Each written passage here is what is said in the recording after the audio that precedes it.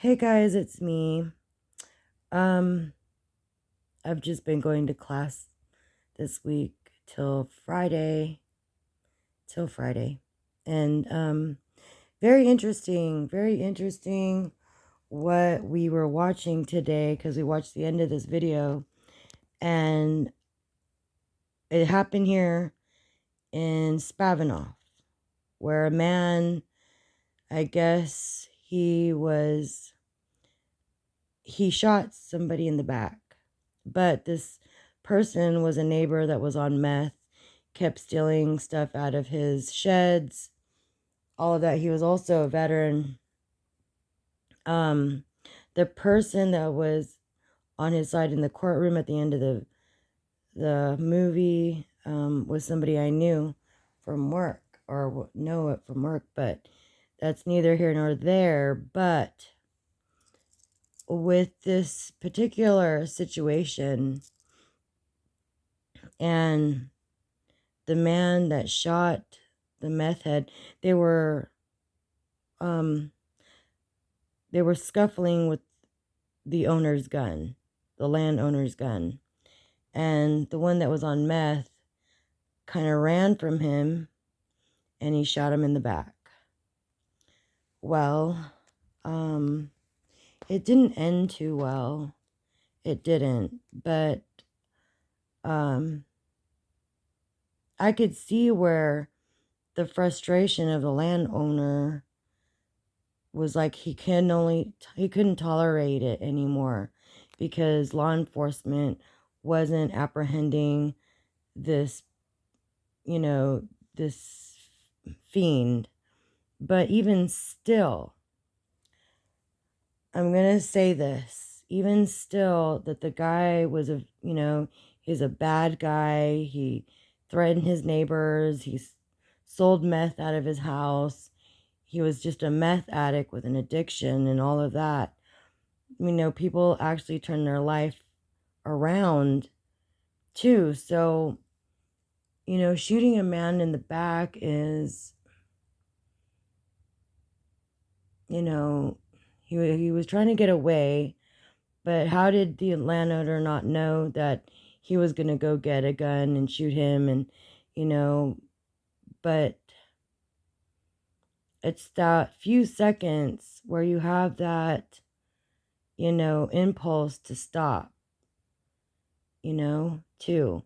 I don't think that because it didn't end well, the landowner should have got 38 years. I think he could get a lesser charge if they retried the trial because there is some evidence they did not bring in that they probably should have, onto the case. But even still, I'm not going to let, somebody getting shot in the back, it's because to me, I'm spiritual. So it's like, if you took a life, you owe that.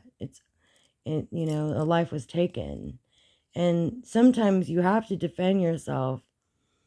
But, when somebody's scuffling with you, you could have just shot the gun and whatever, because, when you shoot the gun, there's a ricochet of gunfire, you know, whether you shot the gun in the air. But, to me, if the guy was stealing out of my sheds, I would have done Home Alone. I would have been that little boy, putting like bear traps all over, booby traps. If the police wasn't going to do nothing, damn straight, I was going to do, I was going to, methodically think in my head, how I could protect my stuff, whatever, there could have been so many ways to, protect your things from this guy that was stealing, You put some traps around, like do a Home Alone thing, put a iron, swing like a pendulum thing. Like if this door opens, this thing will fall. I mean, get creative up in here. I mean, you couldn't. I mean, what's he gonna do? What's that meth addict gonna do? Not a damn thing. Just like the police didn't do a damn thing. It's all, it just comes down to those seconds. But I think 38 years is harsh because it was either lethal injection or life without parole. 38 years is very harsh. I'm thinking he could have got a lesser sentence because he was an old man that was alone. He was an, wartime vet. He just wanted to retire. And, here's this meth head, and there are plenty and many of them. And sometimes people aren't meth heads, they're just psychopaths.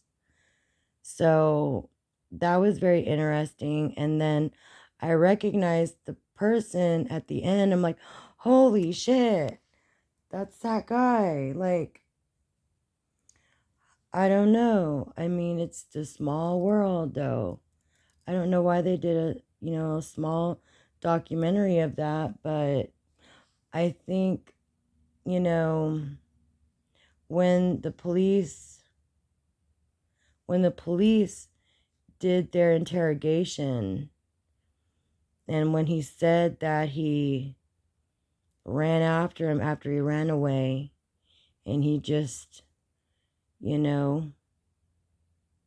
didn't take, I think I would have went with, he literally like had a psychotic break or something. Like because people in the heat of the moment, when they've been pushed to a limit, will do crazy things. And that minute of judgment, there wasn't any because the guy ran away.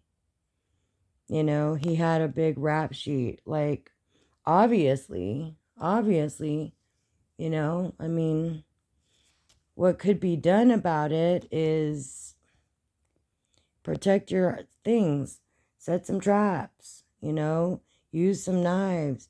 I mean, I think in Vietnam, what did the Viet Cong do? They had to set a lot of booby traps, dig a hole, put a bunch of like sticks in it, like, spikes, that would have been, he could have lived. But even if you were scuffling with, and I think he had maybe a 30-06, a hunting rifle, was I mean, he hit him right in between the back. So it severed his, yeah, it was, it was a hunting rifle,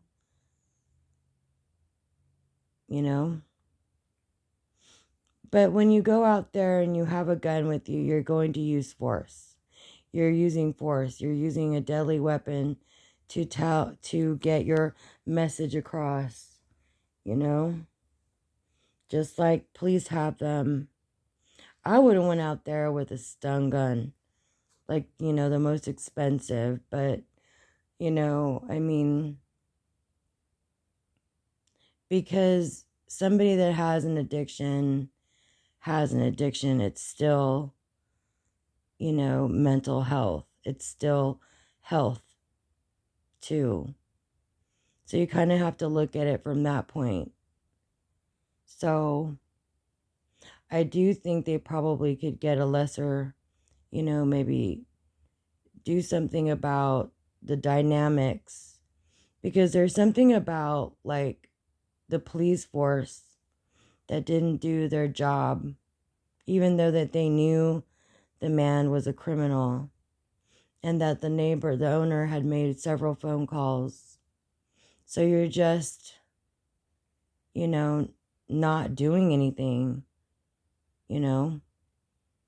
But I don't know, I would have got creative, and I'm like, we're gonna get some like bear traps, and we're gonna put them up here. We're gonna set them all.